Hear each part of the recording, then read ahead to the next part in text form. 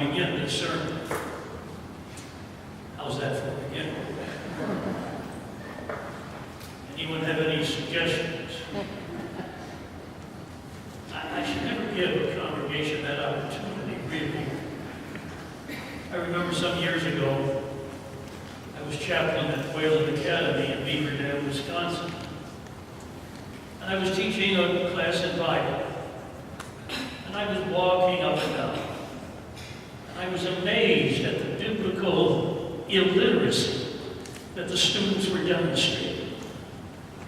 And finally, I had it up to here.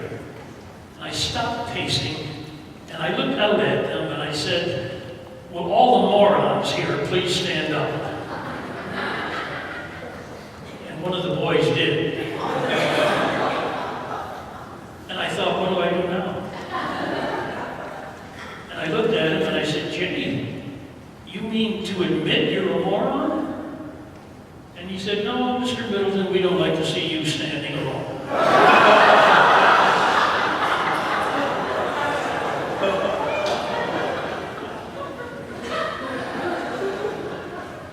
I still don't know how to begin.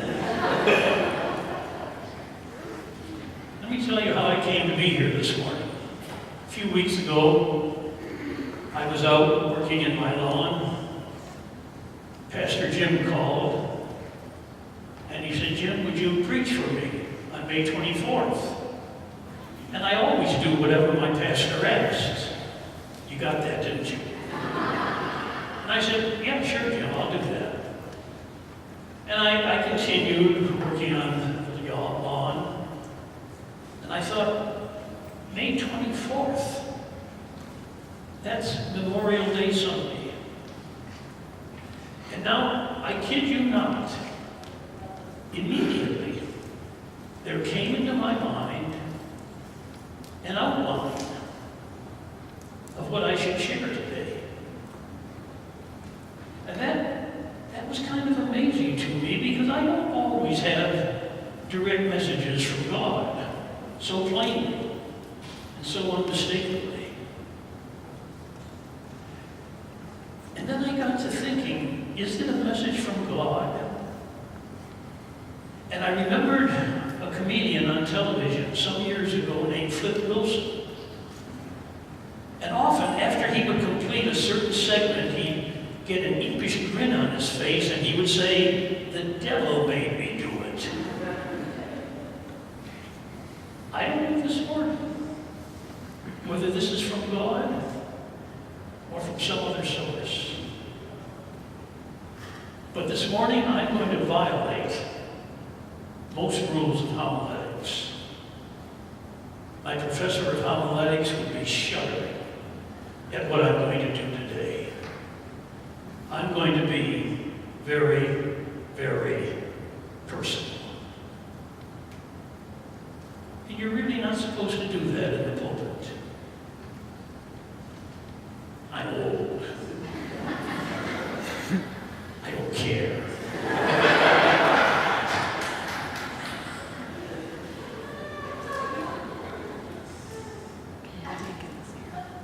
I'm going to remember today. And as a little introduction, I want to share with you a dream that a man named Frederick Buechner once had. Frederick Buechner is one of my favorite authors.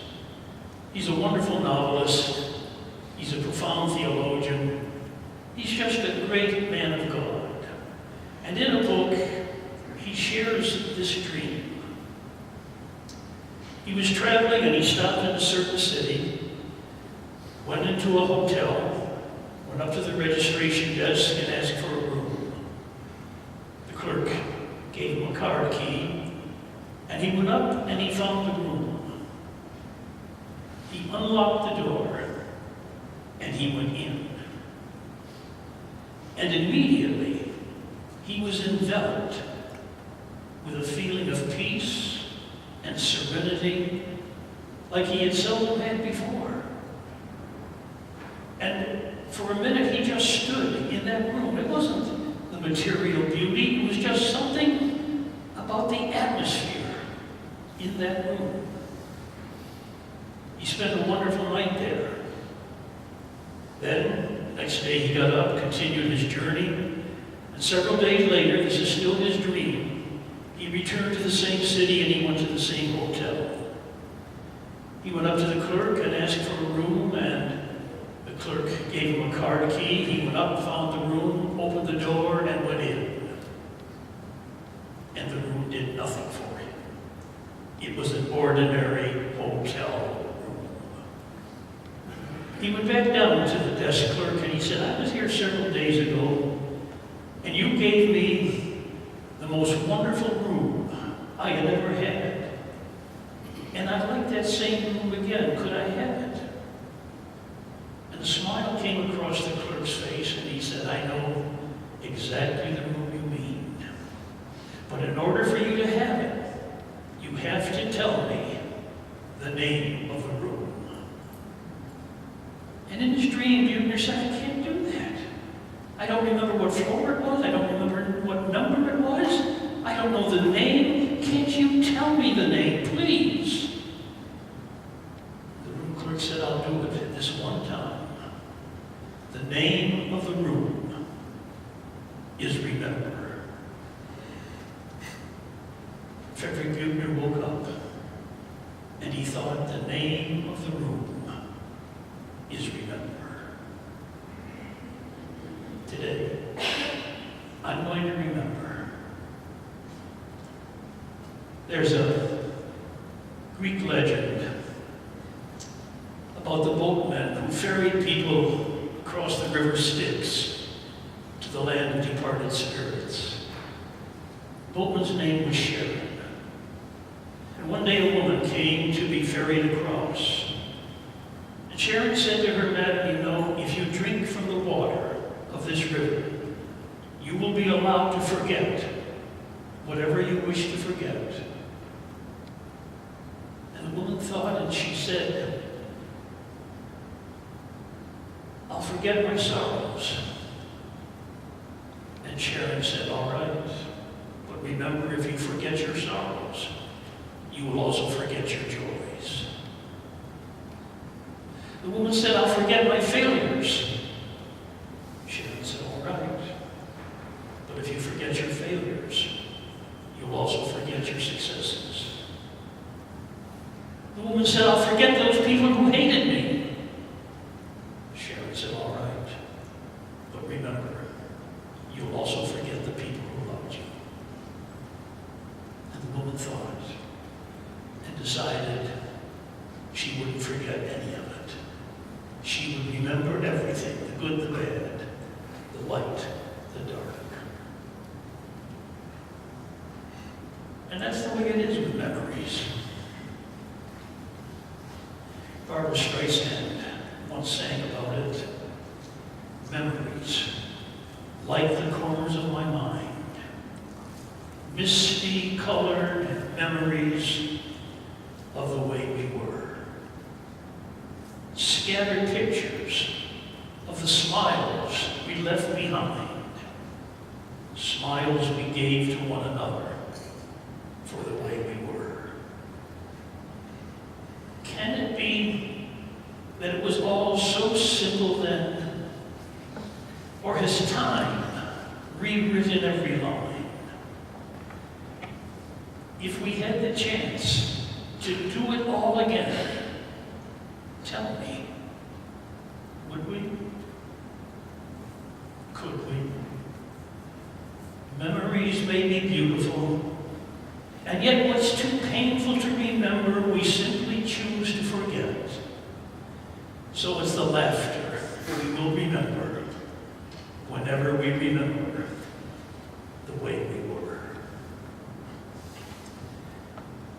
This morning I invite you to enter several rooms of my life. I remember them very well.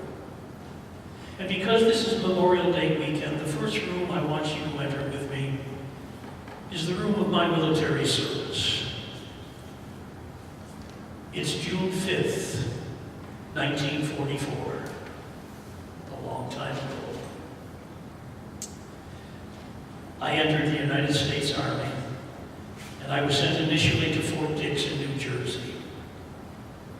That first day, there were a lot of exams, tests, orientation in various ways. Evening came, and over the camp loudspeaker, there was a voice saying, "Everyone report to the parade ground." I made my way there. And as I walked to the parade ground, I saw the flagpole of Fort Dix. And I saw the flag flying from that pole. And over the loudspeaker, there came the strains of the Star-Spangled Banner. And as I listened to that, the flag was gently lowered. And then a bugler played taps. And by the end, the flag was lovingly held by a group of soldiers. I had a lump in my throat, and I had tears in my eyes. As I stood there that day, the thought came to me that at that very moment, young men, and they were all men then, young men around the world were risking their lives and giving their lives that this country might remain the land of the free and the home of the brave. At that moment, I think I realized, maybe for the first time, that being an American was not just a privilege, it was a responsibility. At that moment, I was thrilled with the thought of what America is. And as I looked to the future that day, the future looked daunting and frightening, but also thrilling. From that day on, I have been a patriot. I love this country. But I choose to define for myself the type of patriotism that is most meaningful to me. And all my life, I've tried to develop what I call a Christian patriotism. And I've been helped in that by a woman named Helen Keller. Helen Keller was born blind, deaf, unable to speak, but her life spoke volumes. She forged a life that was so meaningful, so significant, that she came to be known around the world. She said these words about patriotism: "I love my country." To say that is like saying, "I love my family."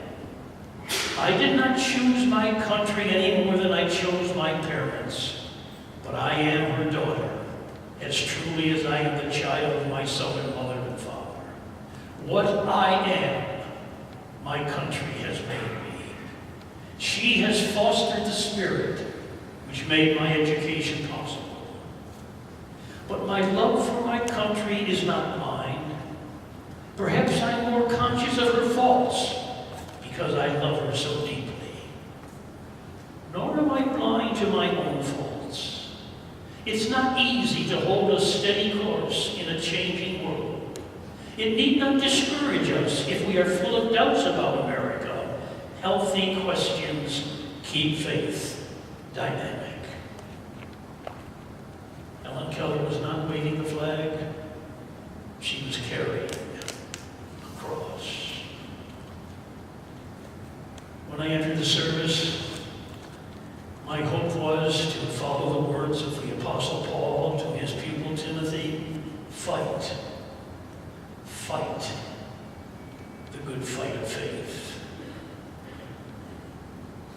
After several days at Fort Dix, I was sent to Camp Landing in Florida for 16 weeks of basic training as an infantry rifleman. I was then sent to Europe. By that time, it was November 1944, and the Battle of the Bulge was beginning. Casualties were running high. This was the Germans' last attempt at a counteroffensive. Replacements were needed, and I became one of those replacements. The day I joined my company, I was astounded, shocked, amazed to discover I wasn't in an infantry rifle company. I was in an anti-tank company. I knew nothing about anti-tank warfare. I had never seen the anti-tank weapon. But that first day, the squad leader came to me holding a weapon, held it up to me, and said, "Middleton, you're our bazooka man." I don't know how we won that war. I really don't. I looked at the bazooka and I thought, what do I do with it? I had no idea. 3 days later, our company was in reserve.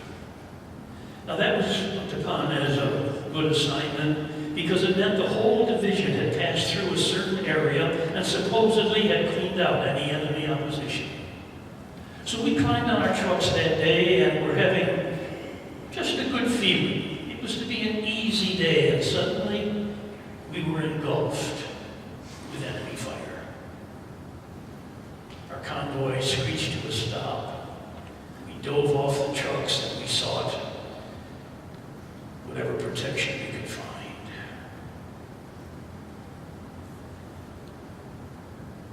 As I lay there that day, I was frightened. But do you know what I was most frightened about? It was not being killed. It was not being wounded. What I was most frightened about was wondering if the command came to move forward, would I have the courage to move? I didn't get an answer that day because the order came to us to move back. But in the ensuing weeks and months, I got my answer. I had enough courage. We were in enough combat that I was given the combat infantry badge. And I think I learned what courage really is. Courage isn't necessarily heroism. Courage is the will to hold on 5 minutes longer, and then hold on 5 minutes longer, and then hold on 5 minutes longer, always with the hope that you will at least do as well as you can what is expected of you. I learned that lesson that day, and I've never forgotten it. I want to share just one other experience from my Army experience, and this goes back to the first day I joined that squad in Austria. I learned that day that our company had a habit of taking over the homes of villagers in whatever town or village we happened to end the day. We simply evicted the families and we took over the homes. And that first night we were gathered as a squad around the dining room table in the home we had taken over, and the talk got around to what we were going to do when the war ended. Now I knew at that time, if the opportunity presented itself, I was going to be a minister. But that day, I didn't want to tell that to my squad. I was afraid they would think I was a religious fanatic. I was afraid they would ostracize me. And so as it went around the table and it came closer and closer to my turn, for the first and only time in my life, I prayed that the Germans would attack. But they didn't do it. And it came my turn. And I just said, I don't know what I'm going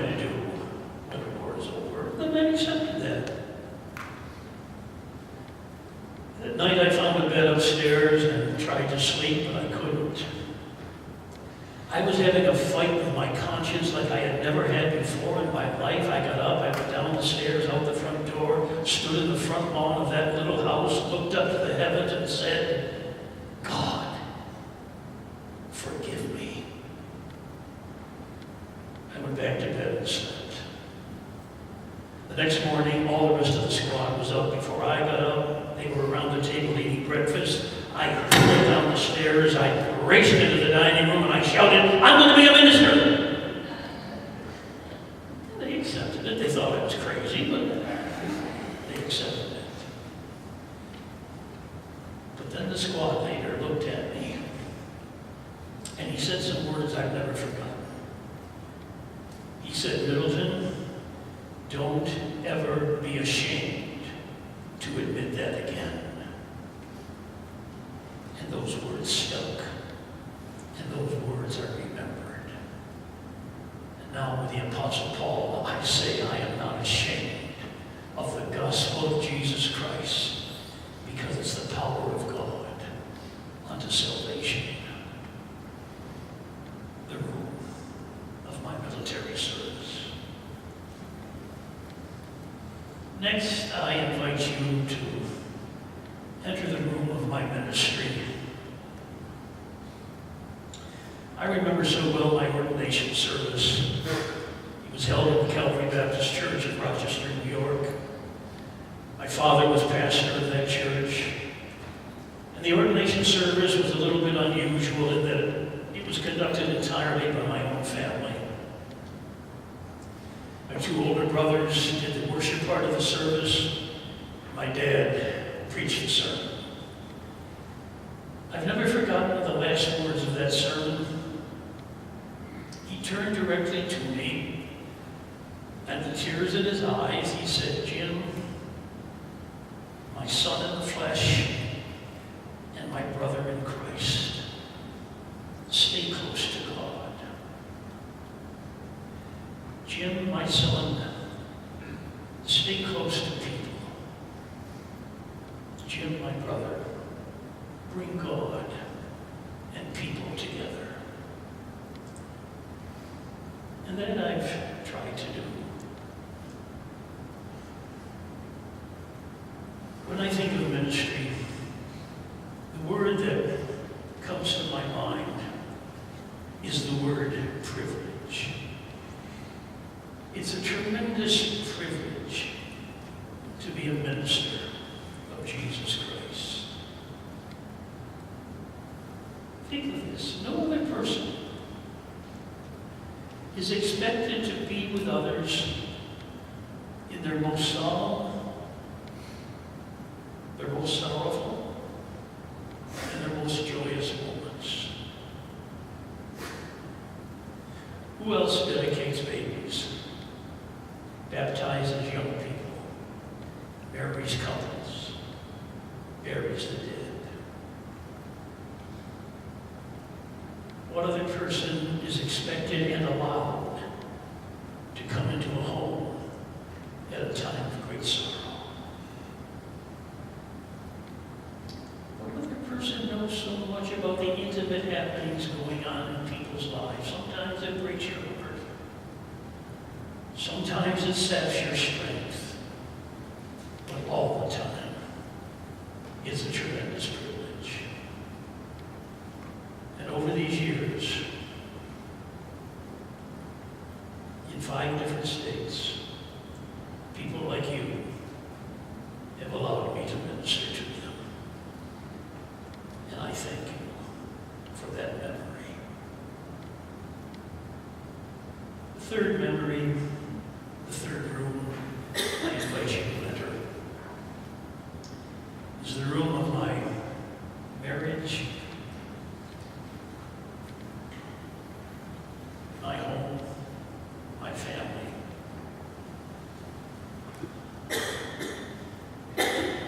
When I told my wife and daughter I was going to talk a little bit about marriage and my family today, my wife's immediate response was to say, "Don't make me cry."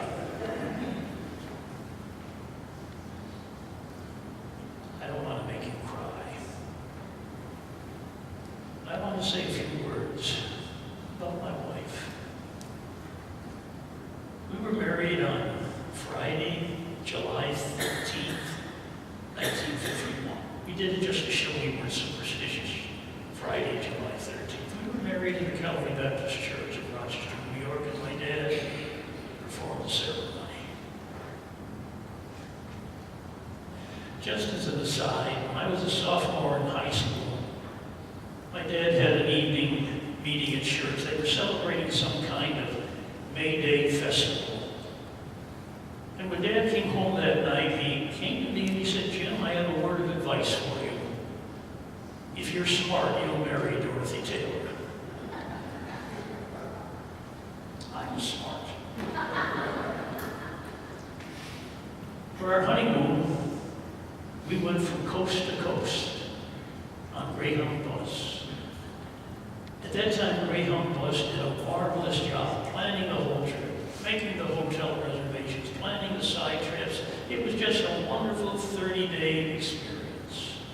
I kept a journal of it, and I was thinking about this sermon last week. I got out the journal, and I looked at the last sentence I wrote about that trip. During these 30 days, we discovered we not only love each other, we like each other. And that's lasted, come this July, for 64 years. I've learned so much from my wife. She's my best friend. She's my confidant, my counselor, my comforter, my motivator, my inspirer. She's my teacher. I've learned so much from her. Quickly, just two things in particular. She has taught me that there is such a thing as unconditional love. I didn't believe there was such a thing or could be such a thing. But she's demonstrated it to me. Second, she has taught me the beauty of complete forgiveness. And she's done it by extending it to me. Time after time after time. We were blessed with two children, our daughter Janet and our son Don. What a joy they have been. How proud we are of them, their strength of character, their philosophies of life fill us with what I think is a justifiable pride. In 5 different states, we build homes. Home. It's one of the most beautiful words in our language. Take me home, says the old man when he's away from well-loved streams. I want to go home, says the young person when away from home for the first time, feeling a loneliness and maybe a homesickness. Take me home, a person cries out time after time after time. But home is so much more than a place of wood and stone. It's an island of security and serenity in the midst of an often chaotic world. Robert Frost said, home is the place where when you go there, they have to take you in. I changed that just a little bit. Home for me has been the place where when I go there, they take me in willingly, lovingly, warmly. What a blessing my home has been. 3 rooms. Military service, ministry, home and family. Why have I been so fortunate? All I can say is thanks for the memory. Let's pray.